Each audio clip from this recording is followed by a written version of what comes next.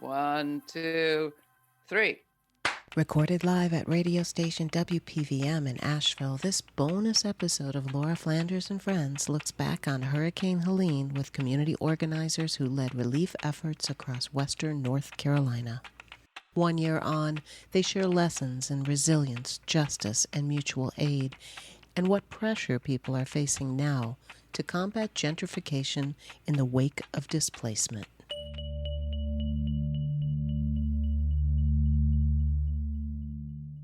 Right, we're on. I am Laura Flanders, and I am so excited to be here in Asheville, North Carolina, on WPVM 103.7. It is a fantastic studio here. We are thrilled to be hosted by the incredible Dave Vane, and we are doing an interview live for Laura Flanders and Friends, which is a nationally syndicated public television and radio show that airs every week out of New York City. Now, I will say our New York City studios are not as beautifully designed as these. I broadcast from a little cabin in upstate New York, about 2 hours out of New York City. It's a rural community of about 25,000 people, and we know a little bit about bad weather, but I'm high on the hill, surrounded by neighbors. We look out for each other. We have a little bit of a sense of how rural life works. It's a very agricultural community. We would never expect to be hit by a hurricane. Never would. But when it happened here, in the mountainous part of western North Carolina, we paid attention.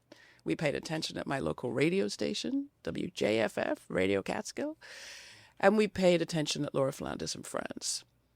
We know that you here were hit with a surprise, something you never anticipated, and that you were hit at a time where, if your infrastructure is anything like ours, it had already been being weakened for many years, and there was very slow response from government. So into that vacuum, what flowed? We're here to find out and to talk about what worked, what didn't work, and what are some of the lessons that people learned here that maybe all of us need to learn, because there are hurricanes coming all of our ways, climate-related and human being related. And I think you've got a lot to teach us both. So I'd like to start by asking my guests here in the studio to introduce themselves. We have two incredible people who worked together before, during, and after the hurricane, and who have a lot to teach. So let's start with you, Ty. Tell us who you are and what do you do? Hi, my name is Ty Little. I'm in Charlotte, North Carolina, originally out of Atlanta, Georgia. So I have a deep love for the South, and I always feel like the South has something to say. And so thank you, Andre 3000, for that one. And so when the hurricane happened, my role as a movement building organizer in Charlotte it really took shape. We had been building a foundation for mutual aid already, and it was just the moment and the time, and because we already had the collective put together, we were able to step up and fill a need and jump into action. I'm very grateful for everybody that was a part of it with me. Well, jump into action you did. Let's hear from you, Ayotunde. You want to introduce yourself? Tell us who you are. What do you do? My name is Ayotunde Dixson. During the time of the hurricane, I was working for an organization called RJC, Racial Justice Coalition. And I can say that Asheville was not ready, because there have been so many times when we've been told, I've been here 12 years, that there's a hurricane, and it's a running joke in Asheville. You laugh it off. Hurricane in the mountains, yeah, right. And the last time that there was anything close to it was like 1910. So the majority of people here, even, generationally, was like, everybody went to bed like there was nothing going on. I mean, you get a little flooding in certain areas, and that's it. So when this happened, it bust everybody's little pink bubbles, Well, a lot of people compare Hurricane Helene to the last worst climate catastrophe to hit the South and to hit the United States, and that was Hurricane Katrina that hit Louisiana, a coastal region, a place that was familiar with flooding, not like the mountains. Right. But I imagine for you, Ayotunde, especially that your thoughts might have gone back to 2005. Did they? Did you think about what happened there? Because at the time that Katrina hit, I was living in Mississippi. So that was like flashback, seriously. And because when the hurricane hit, it was not just the hurricane, it was the tornadoes that ripped through Mississippi. And the devastation, I know the water was high in New Orleans, but the devastation of the tornadoes that ripped through Alabama, Mississippi, and Georgia, it was like a clear line path. And it was like, this is amazing. It's like, it was like a straight line. It's like the hurricanes blew up out of Louisiana and they went straight across all the way to Florida. So it was like, oh my God. Did your mind go back to Katrina too, Ty? Yeah, having been from Atlanta, so many people from Louisiana that were displaced ended up in Atlanta. And so when Helene happened here, it was the same now being in Charlotte, where so many displaced people were coming to Charlotte. And in addition to that, where I live in Charlotte, we also were impacted by Helene as well. And I live by the dam, Mount Island Dam, that overfilled as well. And so we had people that were impacted and were displaced in Charlotte as well. And my house even became a refuge, ironically enough, for teenagers. It's always for teenagers at my house, from people at my children's school that had nowhere else to go because their homes were flooded. And so on top of doing the work on the ground, I was also housing and feeding people in home as well. And that was very similar to Katrina. I mean, one of the things that we learned from Katrina was the government's response was A, tardy, and B, uneven. And when you talk about who was displaced and who was left stranded and who was left to die, frankly, there was a racial dynamic there. Absolutely. It was also a class dynamic. Absolutely. Talk about that. So this is what I have come to experience here. Classism is very, very much a big thing here in Asheville, because I have seen poor white people suffer as much as Black and Hispanics. And at first it was shocking because I'm just used to white people having this privilege. But then to see poor white people get treated just as bad as Blacks and Hispanics was very eye-opening for me. Now, you had just come off doing a deep research program around reparations in this community. Right, yeah. Yeah, it was 2.5 years. And it was about urban renewal and how Black people's lands and houses were just, snatched away. Some of them weren't paid. Some of them were paid. Trucks showed up, put people's stuff in the trucks and moved them to the projects with no permission. So you had been doing that. You would just to put a pin on it. You had been doing that research for the 3 years years immediately preceding this hurricane. Right, and then Why did you do that, and what was the point of that report? Because it's getting ready to start happening all over again. Same thing is happening again, especially here in this area, where corporations want the land to build more hotels.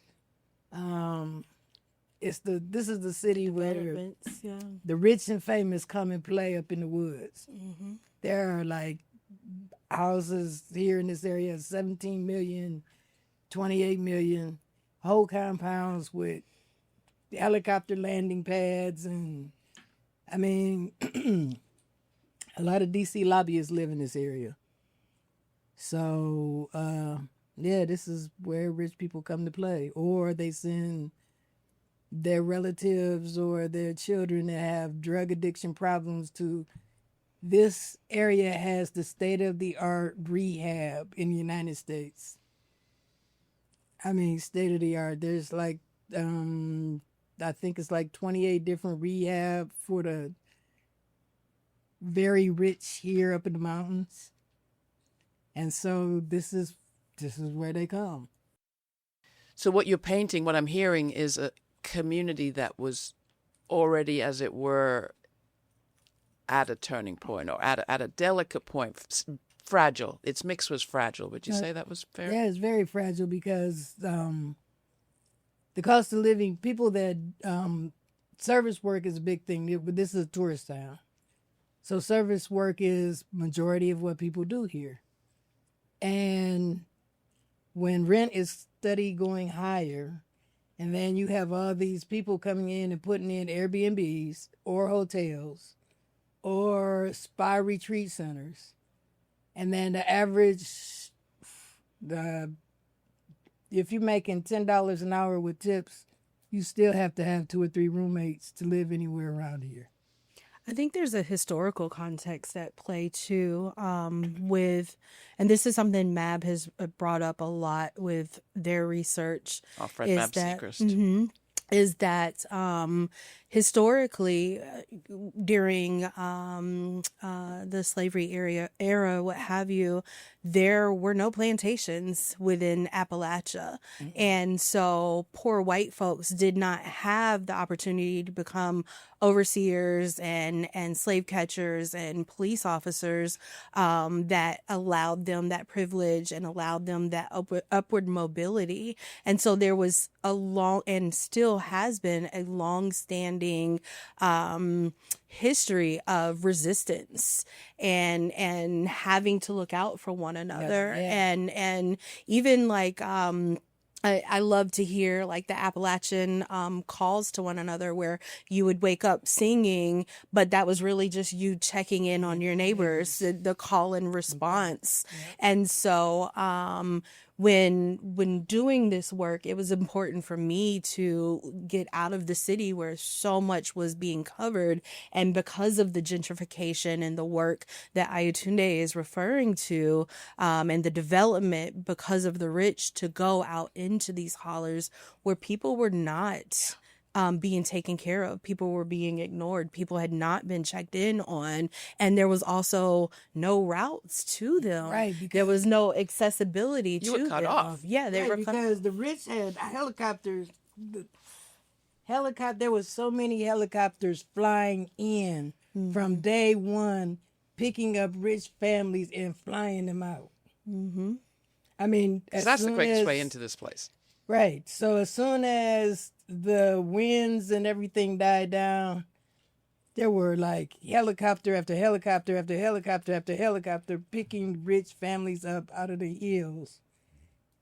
And leaving behind and so leaving many everybody others. else behind. So you have described a very fragile ecosystem, both climate-wise and human and political and economy-wise. What did you immediately do? What did you feel was the priority? And how did you set priorities in that moment? Ty? For me, being separate, not being in Asheville and being in Charlotte, we had access to goods and services that were not available here. And so I immediately got in touch with who I could get in touch with, started checking in with the mutual aid disaster relief chats to see what the needs were. And by day 2, we were able to start filling up U-Haul trucks full of water, full of gas, for generators, baby wipes, baby Pampers, things along those lines, and formula, things that were specifically being asked for. And I think that was and insulin, yes. I think that was the biggest lesson, was not just sending what we perceived people would need, but sending what was actually being asked for. Because you were asking people and listening. Yes. And how did you two know each other? We are both part of Blueprint NC. Blueprint, North Carolina, that's a big region-wide network. Yes. Right, and that's how we met at a conference. Years ago, yes. And did that help that you knew each other beforehand? Yes. A lot, yeah. Yeah, That's and very important. and because of that, like being able to tap in with the networks that we have already established, I was able to reach beyond just Asheville into some of the other hollers and things like that where people weren't getting the assistance because of the networks that I knew of. In addition to that, just some random people that I happen to know from people vacationing up here. I have a close friend that has a camper that was staying in Marshall all the time. So I knew who to go check in Marshall. And when we decided to put on our Tyvek suits and go help demuck people's homes and businesses, we had points of contact, and having those points of contact made a difference because you're not just showing up saying, hey, what can I do? Oh. You're tapping in and saying, hey, I've got what you need. Here's some volunteers. Where do you need us? Where are we most needed? So we're not just showing up and extrapolating resources by just being here, but able to provide and fulfill. Is there a story that stands out in your mind that maybe illustrates that, Ayotunde? I mean, to me, it was so beautiful the way they showed up. Tell us. They showed up like the cavalry. I mean, 5 trucks. They had everything on them. It's like, okay, where do you want this stuff to go? I had a couple different sites that I knew needed these things. So I took her around to those sites. They dropped the stuff off, and then they were on their way to jump in the muck and dig people out. And it was so beautiful because they brought the things that were needed. Because I got displaced, so I wound up at a friend's house that was right up the street from a housing unit. And it was all black housing unit. They got no help. Mm-hmm. They did. So they were bringing in these large containers for water to flush toilets. It took them almost 2 weeks to get their first one.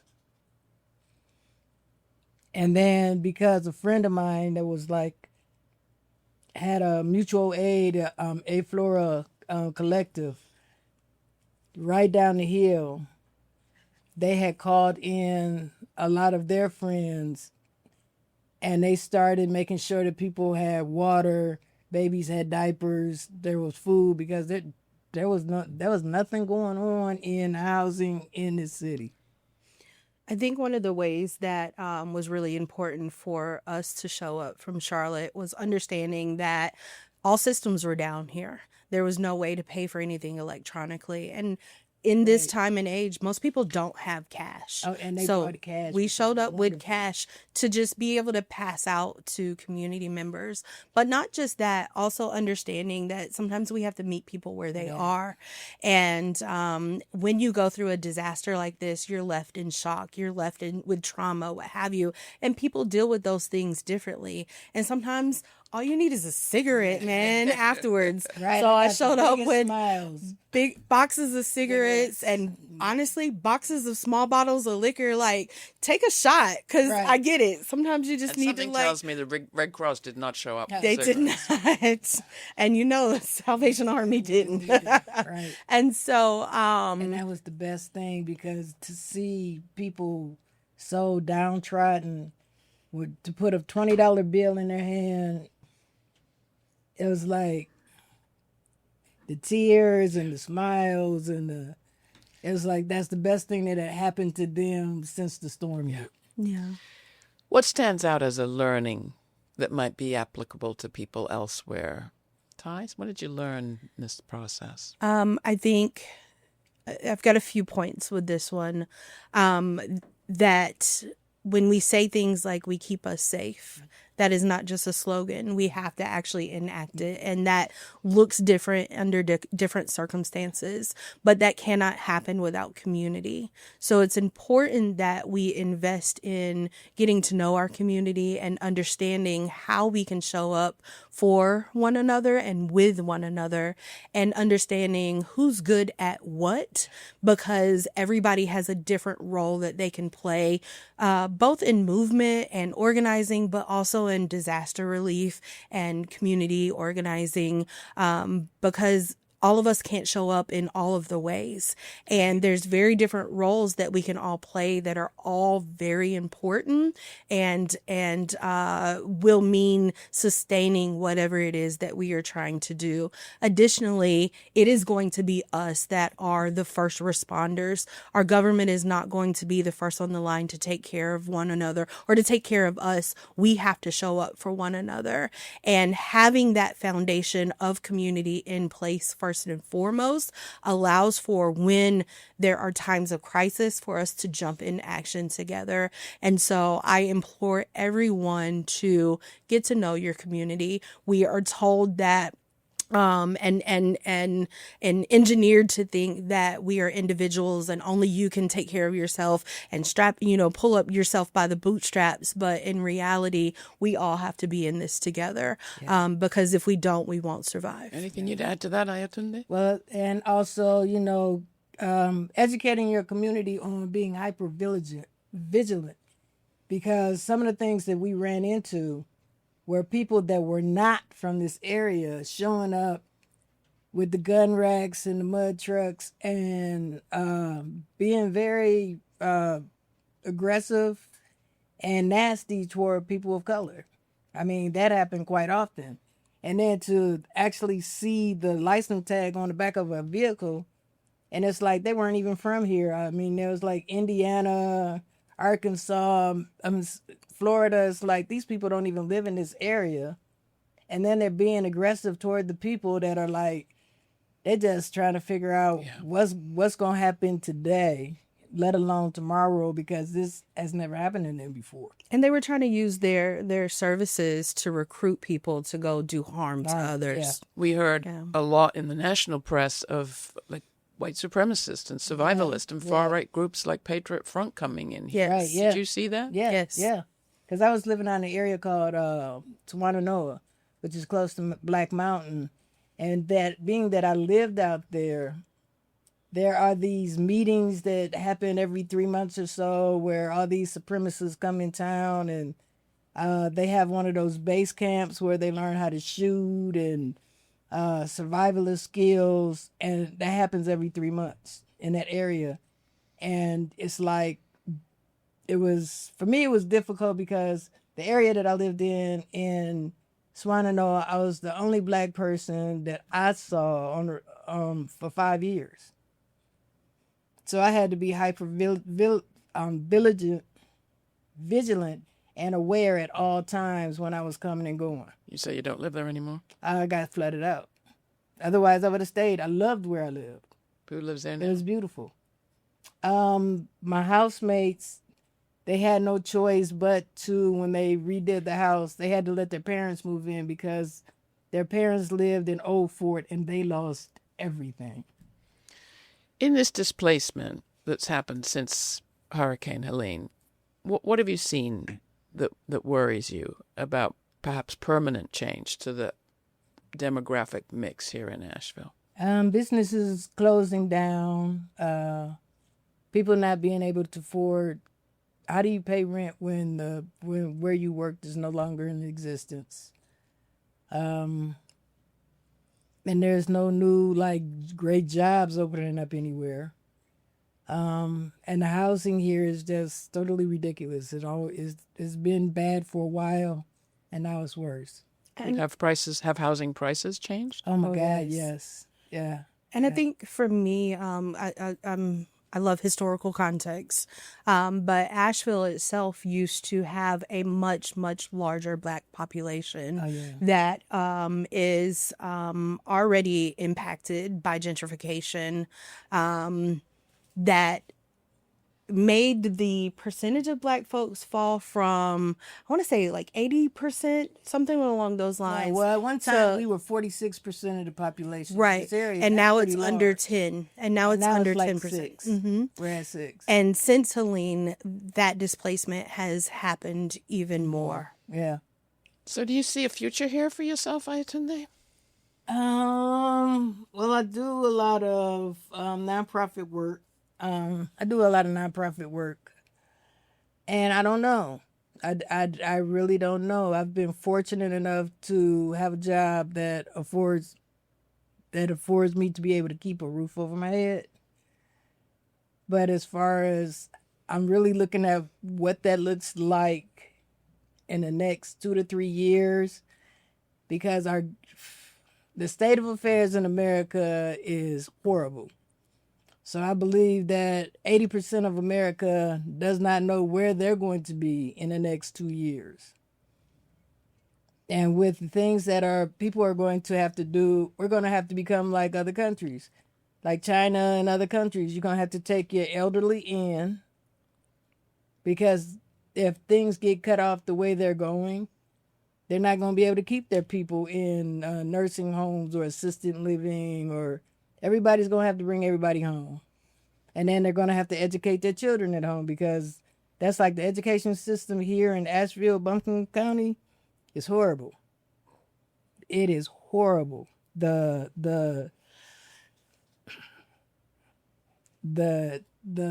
gap between the private schools, because there are a lot of entitled private schools in this area, and public education is horrible. I think, too, there was already a gap that was caused because of COVID. And then these children started to go back to school and then were hit by Helene. And then there was another gap of just not being in school, and the trauma that was coming along with finding out that their classmates were missing, or, it was traumatizing for me as an adult to ride around these towns and see X's on buildings, meaning those people weren't there anymore. And so for children to also have been displaced from school, go back to it, and then been displaced again, and now seeing this dystopian view everywhere they turn, it caused, especially within the public school system, a huge, tremendous gap and trauma that we may not ever recover from. Well, before we close, let's talk about how you both deal with some of that trauma insofar as you do. We heard a little bit about cigarettes and alcohol, but that might not be what you're advising for all. In terms of what makes it possible to get up in the morning, to do this work, to keep at it, to have a vision of a future that's not just the dystopian nightmare we've just experienced, what is it? What keeps you going? I grew up during the time, I was born in the late 50s, early 60s. So I know what it's like to live in Jim Crow. And I see it creeping, but I have hope. Because my thing is, where I'm at right now, I'm educating anybody to give me 5 seconds to will listen. And it's like, this is what's happening. This is what's going on. I don't care if you're uncomfortable. But this is what I know to be true. At one time, Jim Crow was just about black people and people of color. But guess what? New dude in town don't care if you black, white, Puerto Rican. He don't care what you are. And it's all about money. So what I need you to understand is we got to pull this together as a people. And we got to work this out as a people. Because the way it's going, 80 to 90% of us are all going to be left behind. So it's like it's time to take the glasses off, get your whatever your privilege is off your shoulders, and realize we in the same boat. Talking of boats, it sounds like a hurricane kind of crisis. Oh, it is. Can take us one way or another. Mm-hmm. I think for me to answer that question, what kept me going and what keeps me going is the resilience of community. Even in the darkest of times, to see people come together to provide food for one another. I have the curse of being the eldest daughter. And so I know what it's like to get up despite it all and to provide for others, and to see so many people coming together despite having lost everything to still be able to give to others gives hope in that there is resilience, there is faith, there is the ability for us to survive as a collective. And for me, that looks like returning to our roots. A lot of things have been lost in what we've been indoctrinated in, but in reality, there's still something inside of us where that core root value of family and community is there. And I got to see it firsthand with people that lost everything. Yeah. Any final word you want to share? Mutual aid saves lives. Yes. When we say mutual aid, just for people that don't know what we mean, what do you mean? Mutual aid is us coming together and giving what you can, how you can. It does not necessarily mean giving money. Yes, if you have some money to give, that is great, but it's showing up for one another. If somebody has code enforcement coming after their home because they can't cut their grass due to ability issues or access issues, but you have a lawnmower and you can do it, go mow their grass so they don't lose their home. But yes, mutual aid is showing up for one another, how you can, when you can, and in ways that are needed. Yeah, mutual aid is about helping to build community and showing up with whatever everybody has a talent. Mm-hmm. Everybody has something they can do. And just being, taking that brave step and stepping out and say, this is what I can do, and showing up and doing it. Do it for them, and they might do it for you. Yeah, it makes all the difference in the world. Ayotunde, Dixson, Ty Little, thank you so much. It's been great talking with you. Thank you for having us. Thank you for doing this. And thank you, everybody, at WPVM 103.7 FM in Asheville. Signing off for Laura Flanders and Laura Flanders and Friends. I'm Laura. Thanks for joining us. Thank you. Thanks for taking the time to listen to this bonus full uncut conversation released alongside our full investigative report, Alone and Underwater, Learning from Hurricane Helene. Hit the subscribe button wherever you get your podcasts to hear that investigative report coming up in this feed, or follow the link in the description to watch it at our YouTube channel. These audio exclusives are made possible thanks to our members' supporters. Please join our members now by making a one-time donation or make it monthly. Go to lauraflanders.org/donate. And thanks again to all our member supporters.